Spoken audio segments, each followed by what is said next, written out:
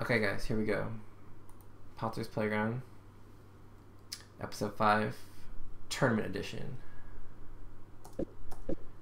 Okay, opening's fine.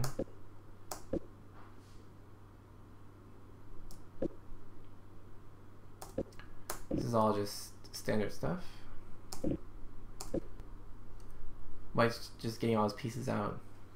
Everything's fine. Black got his pieces out too. Notice how both players develop their bishops first before playing this pawn forward. So both bishops are kind of outside their pawn chain. So you see black has this pawn chain, white has this pawn chain, but both players got their bishops out. Just something to notice.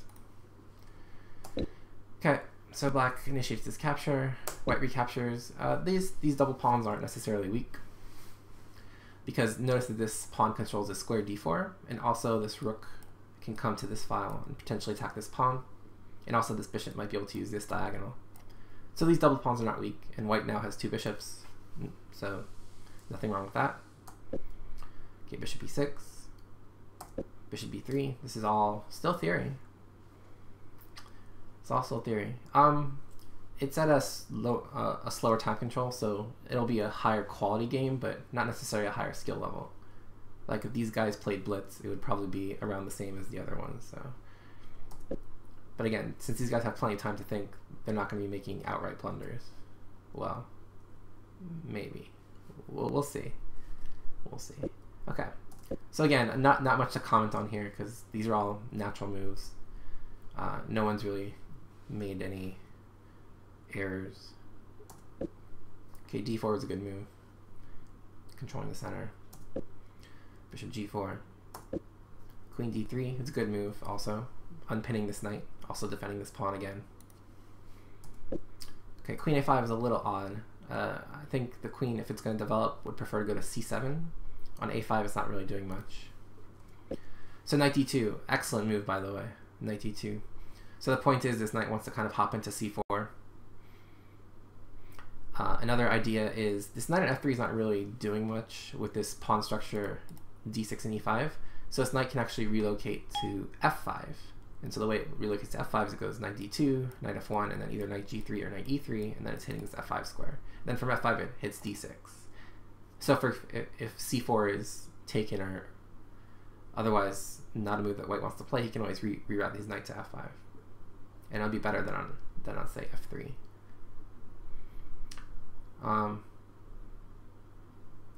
So okay. So now black takes this, which he shouldn't do. Okay, so quick question, what should white take this pawn back with? It should be somewhat obvious, but just want to make sure that you guys know. So if you take with the queen, it looks like, okay, you're being pseudo-active because, okay, you're attacking this pawn, you're giving your queen some more scope, but yeah, you definitely want to repair the pawn structure, exactly. And more importantly, this move, now you control these two key squares. Yeah. So it is kind of obvious, but I want to make sure that it's really important that you don't want to make a move just to like make a threat, but it's more important that you control squares. And if you took with a queen, none of these squares would be controlled. Okay. Okay, rook e8. So white's done a pretty good job out of the opening, I'd say. He has control of the center. He has the two bishops. He doesn't really have any serious weaknesses. So the question is, what should white do here? And this is really something that is not easy to find.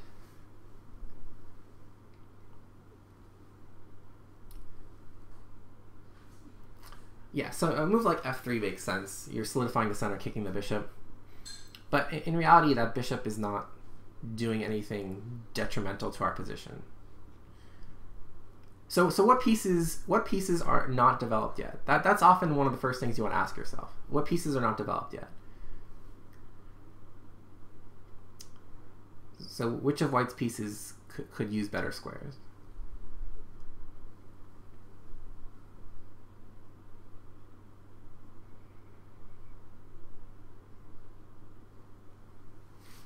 Right.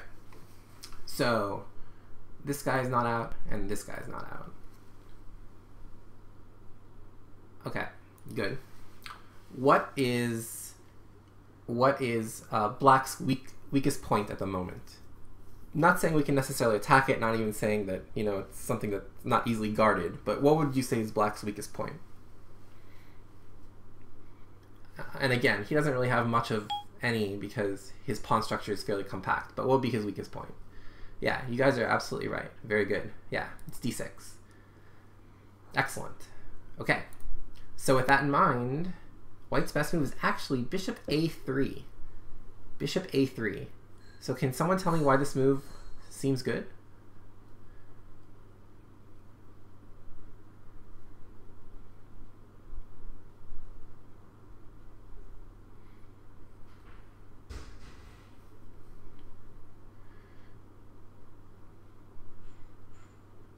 So, first of all, why is this not just hanging? Okay, so first of all, it works a bit tactically. And the reason it works tactically is that this bishop is actually protected. It doesn't look that way, but in fact it is, because if queen takes bishop, we have bishop takes f7 check. Check. And now this queen on d3 suddenly turns out to be a big asset because of queen takes a3. Okay, so tactically it works, but that doesn't necessarily mean it's a good move, right? The real point is, why is this a good move?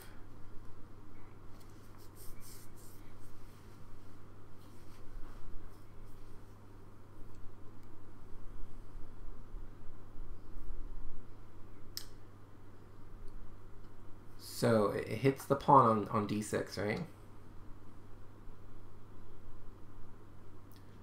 So the question is, how can Black defend this pawn? Because if Black loses this pawn for nothing, then White will just have a massively strong game. Okay, so you have to ask yourself now, what potential ways does Black have to defend d6? There should really only be two. So can you guys think of the two moves that Black can play to defend that square? Yeah, queen c7 is one. Okay, what's the other one? Yeah, very good. c5. Okay, so let's take a look at these one at a time. So notice that if d5, then the rook hangs, so the pawn is pinned. I'm sure you guys did notice that, but just as a little aside. Okay, so what happens on queen c7, for example? So remember, I told you guys that this queen actually belonged on the square to begin with. So Black's actually lost the full tempo by moving his queen to a5, then back to c7. But what should White play here?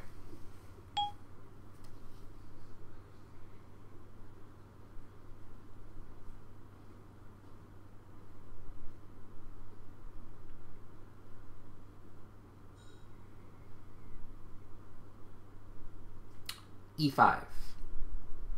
e5 looks strong. You have to be a little bit careful, because Black could potentially sacrifice the exchange, get a pawn for it, and then you get rid of this good dark square bishop.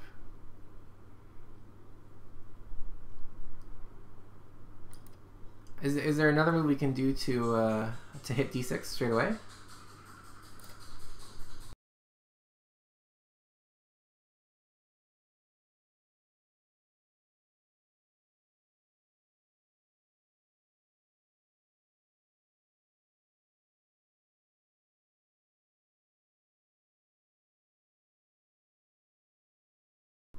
Yeah, there's knight c4. It's a good move.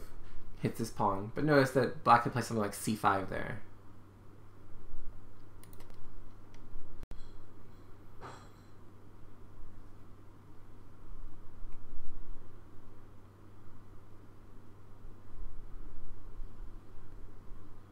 So yeah, very good. Notice that this queen has this whole third rank to operate on. So queen to g3. And the point is, you're hitting this pawn on d6. But now what are you actually also threatening?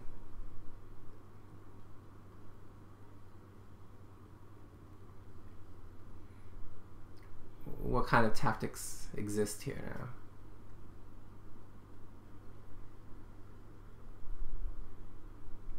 Well, right, so we're threatening this guy. And this is the only guy that defends this guy. So if we can kick this guy, we win this guy. So we're also threatening this move e5. So say he defends his pawn with c5 or something. Now we can play e5, and now when this knight moves, we simply take the bishop. You know, take. And then when the knight moves, we take the bishop.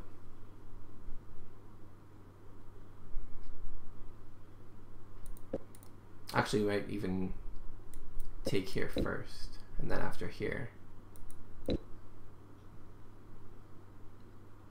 Then maybe play e5. Okay. So anyway, what happens on c5 here?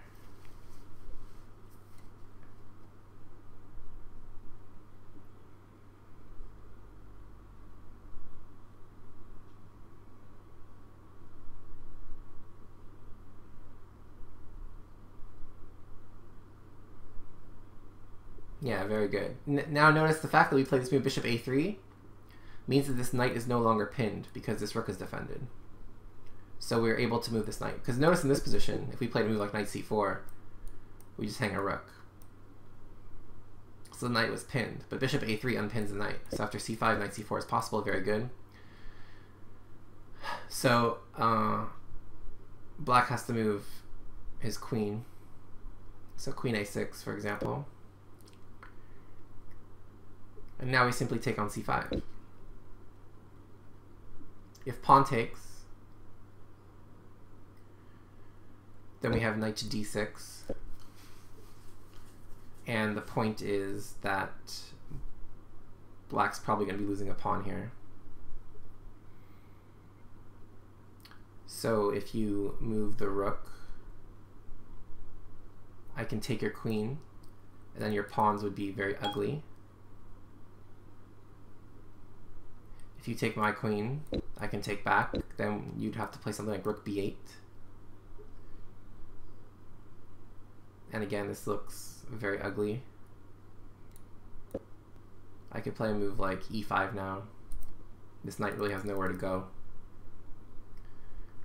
And then I can play knight e4, f3, stuff like that. So in any case, and then one final thing is on c5, if take bishop e6, or sorry, c5, knight c4, queen a6, take bishop e6,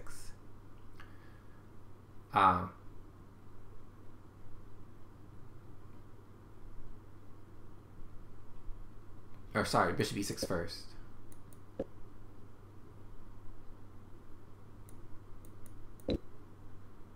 Oh yeah, no, bishop e6 here, right. So you can't take with the queen because this knight hangs. And if you take with a knight, don't forget this bishop hangs on a3.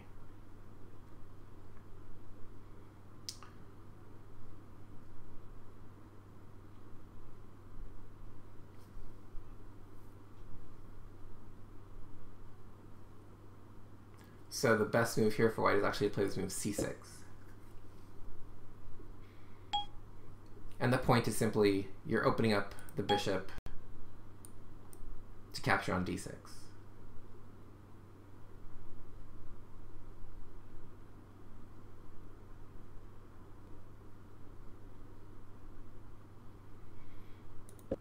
And if black captures with a pawn, like I said, knight d6.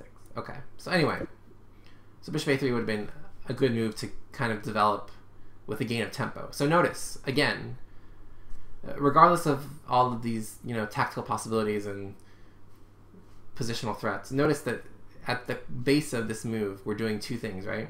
We're developing with a gain of tempo. Right, exactly. And it just so happens to work tactically.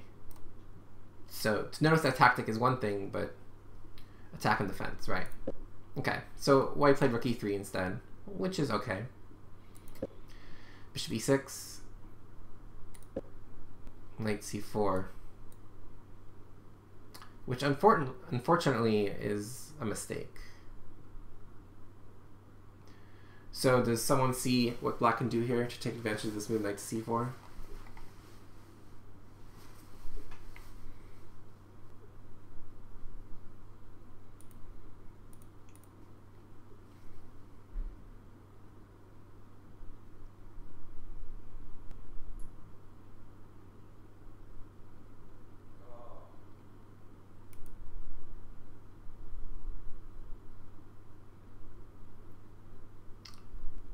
So you have to ask yourself where the pieces are. But black can actually win a pawn here.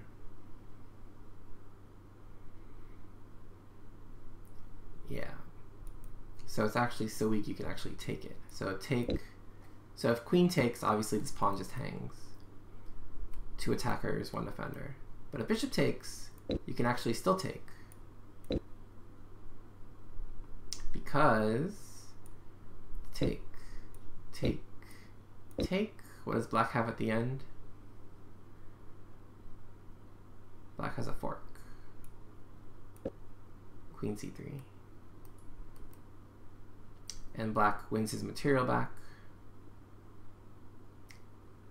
and remains up a pawn.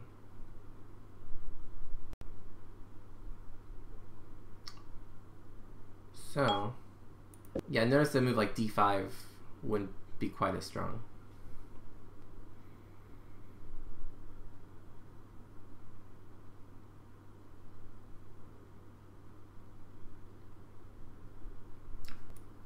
But queen c3 fits the bill. Okay, so black could have done that. But black missed it, so he took on c4 and then played the move d5. Which is also quite reasonable. Okay, so white took and took. Okay. So what's going on in this position? White has 2 bishops, black has 2 rooks, or black has 2 knights. This rook is still kind of a little bit silly.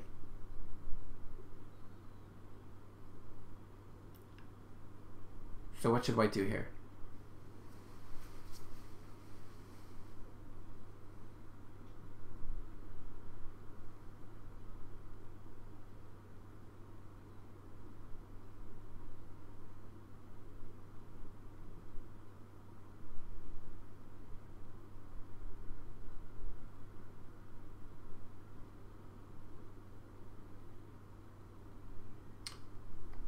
Okay, so again, we want to do 2 things. We want to attack and we want to defend. So bishop to d2 makes a lot of sense.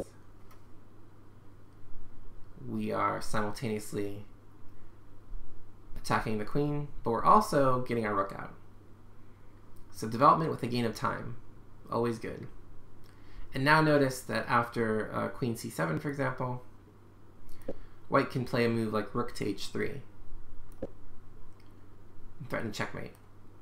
It's actually not trivial for black to avoid this. So for example, if black plays g6, then he weakens the dark squares around his king, and bishop h6 just wins the exchange. And if black plays the move f5 to block this queen's access, notice that now white can actually play rook e3 again, because this knight's pinned to the king. And so now rook e3, just trying to control the file again, would be possible. But okay. But bishop d2 is an important move to gain a tempo. But instead, white took on e8 and then played bishop d2. So the difference is now white ceded control of the file to black. And so now black has full control of the e file. Okay, so queen d8. Okay, so now what's going on? So now black's rook is better than our rook, but we have 2 bishops, which is usually a good thing. So what should white do now?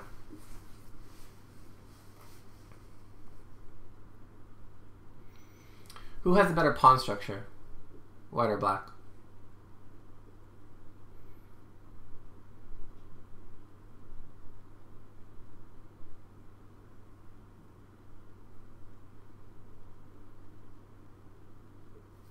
Yeah, black does. Okay, what move does white want to play here? I mean, not as in like what move does white want to play on this move, but in general, what move should white want to play?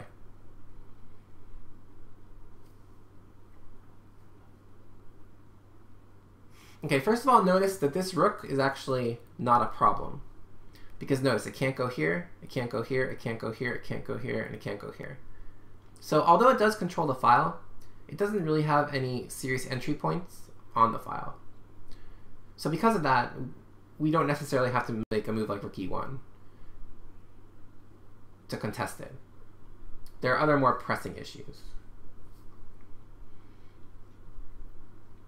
So the move that we should really want to play here, oops, after queen d8 is we should want to dislodge this knight.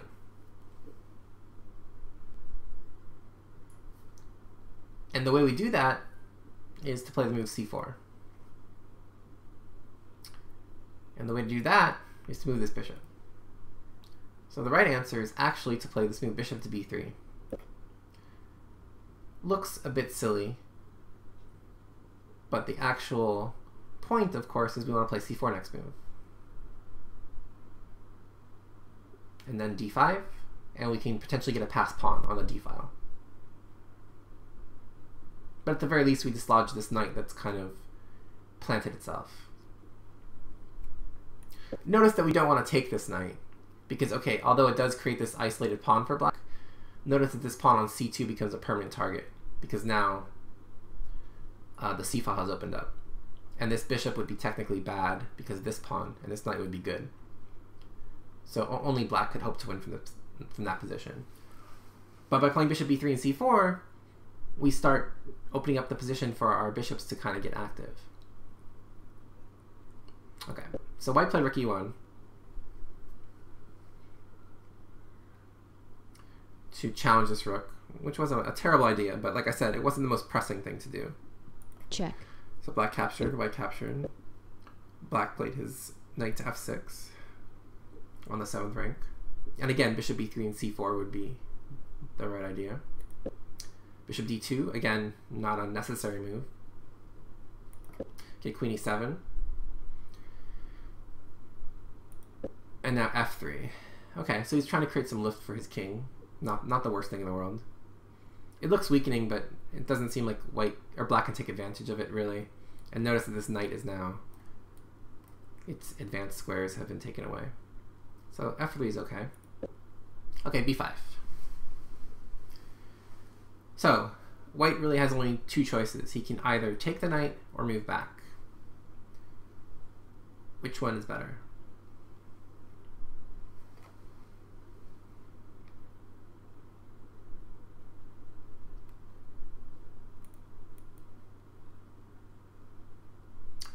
Well, if he takes the knight, don't forget he doesn't have to take back with the pawn. He can take back with the knight. So, oops.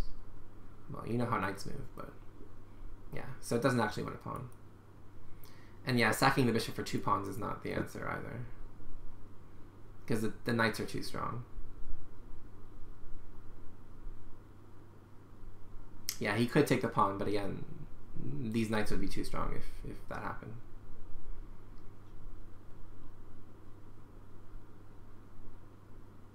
Yeah, so you still want to play bishop b3 and c4, exactly.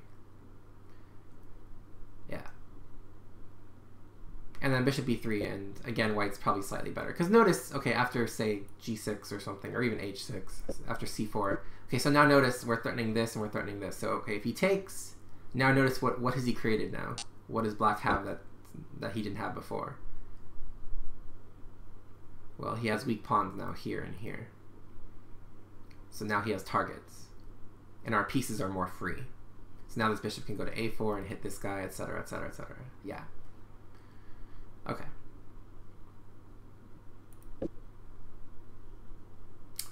Okay, but white took, fearing that his bishop would be kind of silly on b3. Okay, black took. And now notice what we've gone into. Now we're in an endgame. It's a queen's on endgame. But if you notice, what's the better minor piece? This guy or this guy?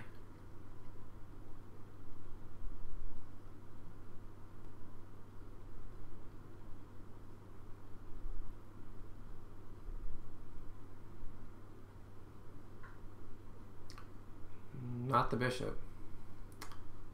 It's this guy. So the reason is because this knight's on unassailable square. Can't attack it. You can't play c4 ever. And this bishop is bad because of this d4 pawn. Yeah, so knight's slightly better.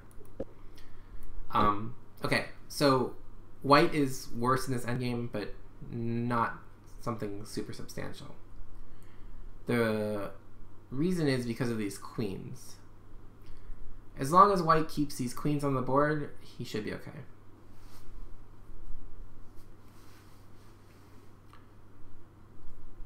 But if he gets into a pure minor piece ending, he risks losing.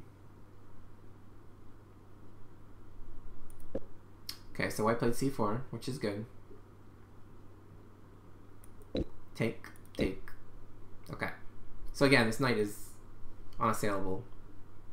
But black's pawns aren't really the greatest thing in the world. I mean, these three and these three are the same, and these two are really no better or no worse than these two. But black does have the superior minor piece. But again, white should avoid queen trades. Okay.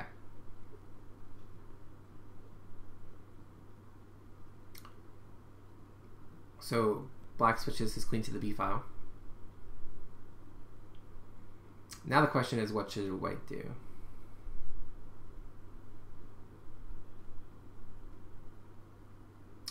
Well, his queen is pretty much on its optimal square. His bishop's pretty much on its optimal square. Because notice how he kind of controls the knight. The knight can't hop forward at all.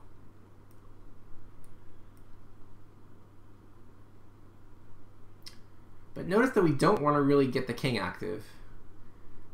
Because this queen and knight in combination can be dangerous. And so if we get the king active, there's potential for black to force a queen trade. Like, for example, if he can, you know, pin our queen to our king or something, it could end up being bad for us. So we actually want to get the king safer rather than actually get the king in the middle. So the right move is actually just to kind of pass and do nothing. It's kind of weird, but in this position, white's kind of achieved his maximum he can do, and he just needs to kind of hold it. So the right move is actually something like h3. The idea being giving a king an extra flight square without upsetting anything. We don't necessarily want to play a move like a4 because it reduces some options for us. But we just want to try to keep the position as calm as possible without doing anything too drastic. Because it's going to be hard for black to actually improve his position. You know, he can offer a queen trade, but we're always going to decline. So, queen a4, again, queen's probably slightly better posted on c4. Check. Okay, so queen b1 check. Yeah, but I mean, it should be a draw. Black is the one trying to win, so if black passes, it's fine. We just, okay, we agree to a draw. But black's better, right? So he needs to try to win. But if white just doesn't make any mistakes, it's going to be impossible for black to break through. Okay, so king f2 is forced here, and it's okay. Okay, queen b2, king e1, again, okay? Check. Okay. So now queen b1. So here, white should obviously go back to f2 and, you know, agree to a perpetual if he wants. Because again, white is worse here. So one of the worst things you can do is try to get more out of a position than you have. And so if white, you know, tries to make winning attempts, he's just going to be worse. So white actually played king e2, but now queen trade is forced. Do you guys see how black can force a queen trade here?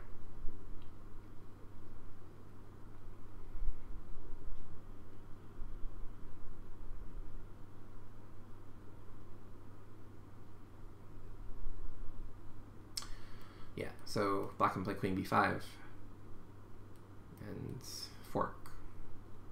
Check. Which is exactly what happened. So white has to take. And here, this is a loss for white. Problem is, 1, black has the potential to create an outside pass pawn, 2 versus 1. But 2, this knight is just much better than this bishop. So black's plan is to basically go king f8, king e7, king d6, move the knight somewhere, wherever, here, king d5, then start pushing his pawns, get his knight to c4, play a5, b4, get a pass pawn, and then eventually get his king to c4, push the pawn to b3, get his knight over. It's a long process, but really white can't do anything to stop it. Just because he has the inferior minor piece. But okay, let's see what happens, because nothing's ever as easy as it looks. Okay, so a3,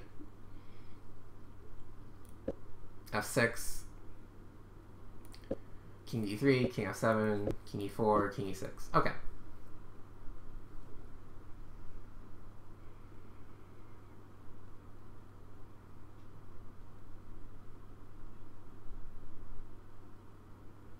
So here, again, white is not in good shape, but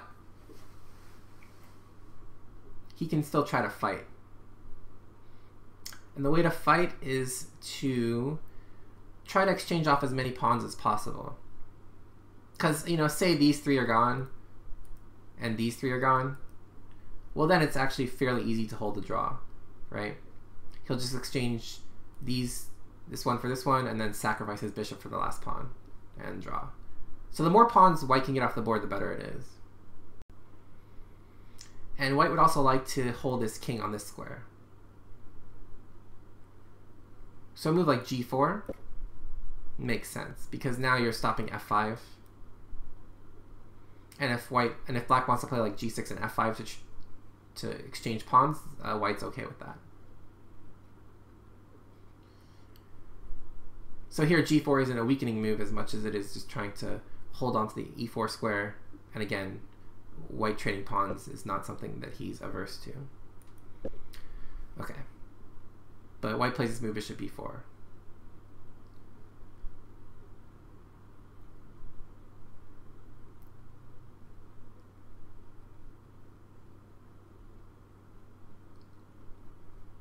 Which should lose. Not necessarily tomorrow.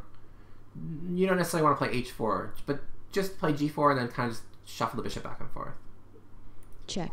Okay, so f5, king d3, check, and knight f4. And now white's lost because this guy hangs. So pretty much game over, right? Because now black can create a passer on both sides of the board. Now 3 versus 2, he can create a passer. 2 versus 1, he can create a passer. That's tough to stop. So game over. Well, not so fast. So king c3, knight g2, bishop c5 attacking a7, a6, king b4, and all of a sudden this king is getting kind of active. Again, it should be absolutely nothing for black to fear. But let's see what happens. Okay, king d5, good move. Okay. And here, black is still completely winning. Still completely winning. So all he has to do is just take here. Take here. And then just go f4, f3, f2, f1. Not so hard. Notice that f1's with check, by the way. So a4, f4. And now notice this bishop, the only way for it to get back in time it would be to play this. But then of course you could just go here and here. And then the knight can easily come back to stop the pawn. And 3 versus 1 is just hopeless. But notice if a5, f3, a6, f2, notice a7, I queen with check, but unfortunately so does black. So a7 and f1 check. Queen, and then of course I can just stop this pawn. So that's not the best.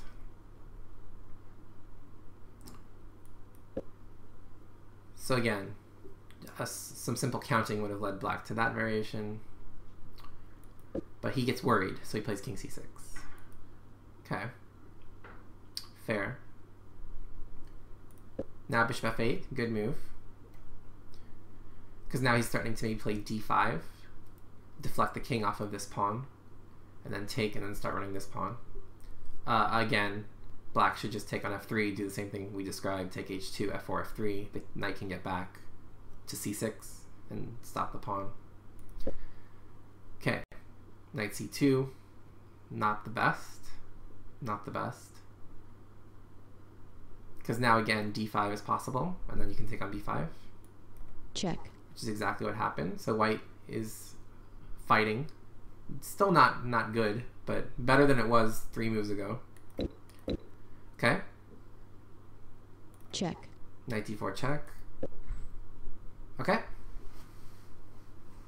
So now this is still winning for black, but it's significantly trickier than it was 5 moves ago. So the right way is to play knight takes f3, play knight e5, and then play knight c4 check. Sacrifice the knight for the pawn, and then these 3 can beat this one. And if black wastes a move with taking on g7, then I can get to c4 via d2. But okay, knight e6. And now, all of a sudden, white's better. Because, what's the most important thing on the board right now?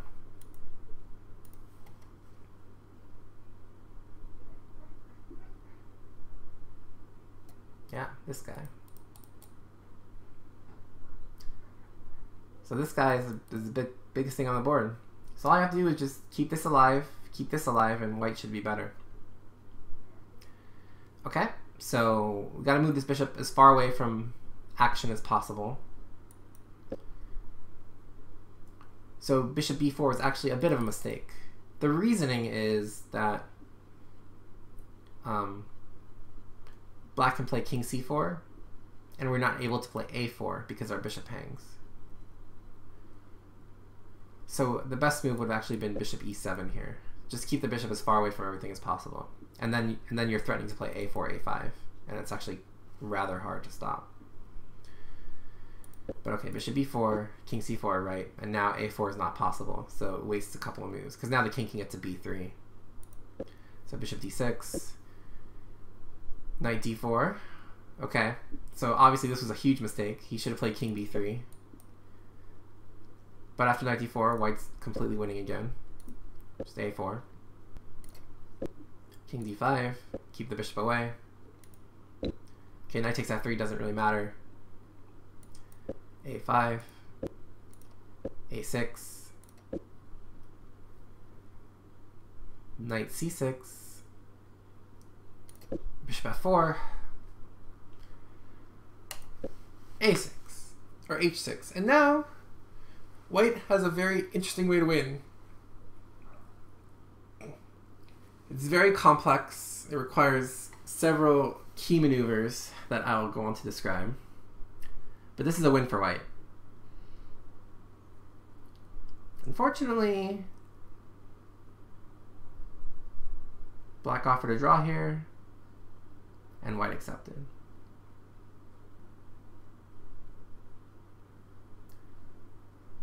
So, sometimes in Patzer's playground, you accept a draw in a winning position.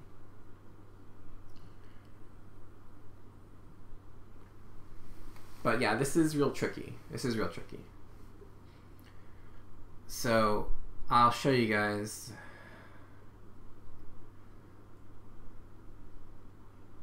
I'll show you guys the line that wins, but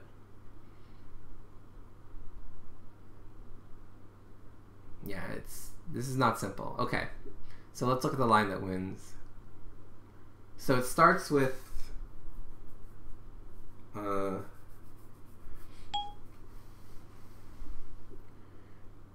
h4 because we want to stop g5. So notice, by the way, that black is in zugzwang here with these two guys. So he can't move his knight because a7 wins.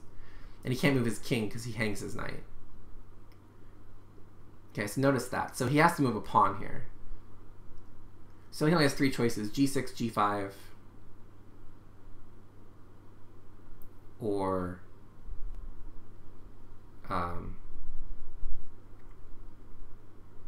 h5.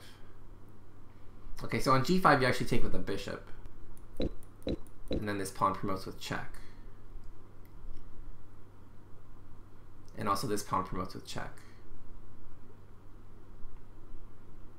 So that wins. Okay, if g6, I can take on h6. So the critical variation is h5. Oops. So h5. And now it gets tricky.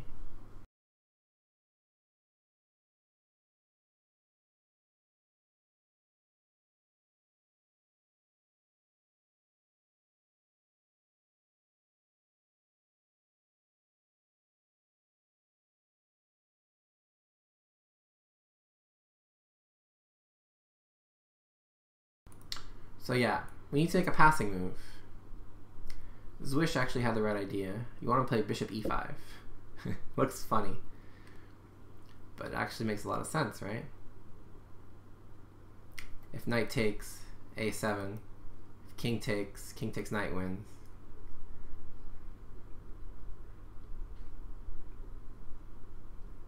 And notice if g6, then bishop f4 just wins. Because again, now it's really zugzwang. Because now I just play hg. Okay. So bishop e5. It's not over yet though. Because black can play knight to e7.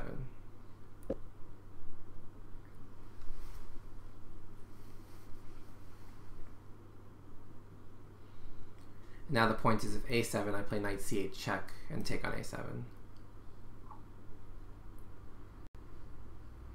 Okay. So here, yeah, a7 doesn't work because of the fork, exactly. Okay, so here bishop takes g7, f4. And now you have to be careful, this bishop has to stop this pawn. So bishop h6, f3, bishop e3, knight c6, bishop c5. And now, knight d4, a7, f2, a8 queen. Check. Wins.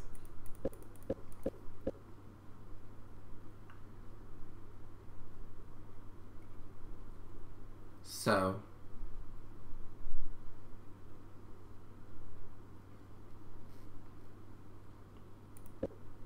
instead of knight c6, king d6.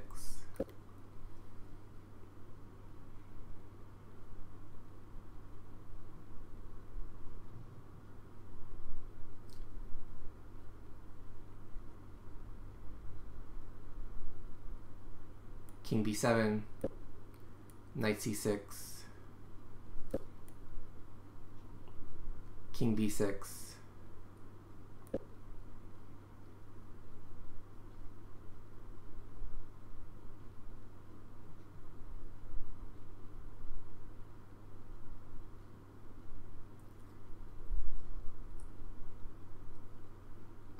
king d5,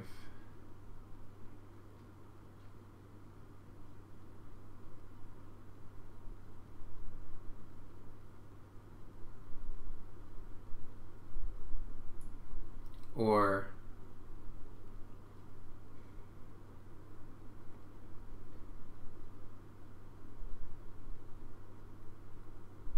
yeah, so king d5,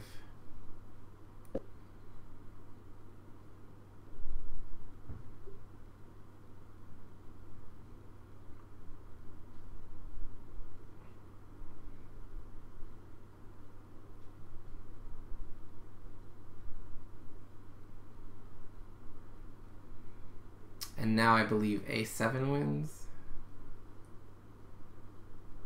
or no,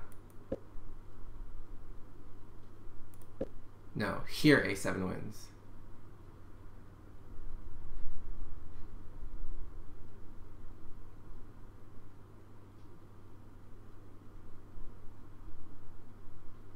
I think. Take.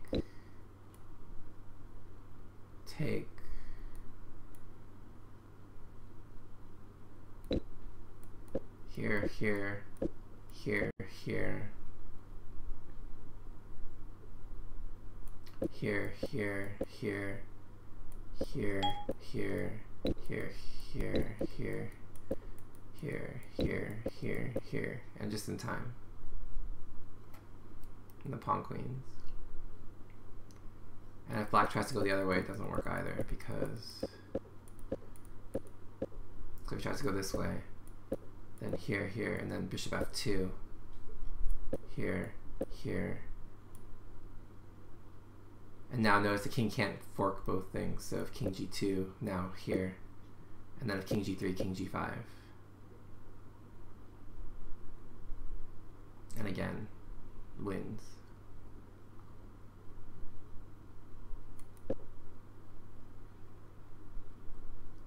So,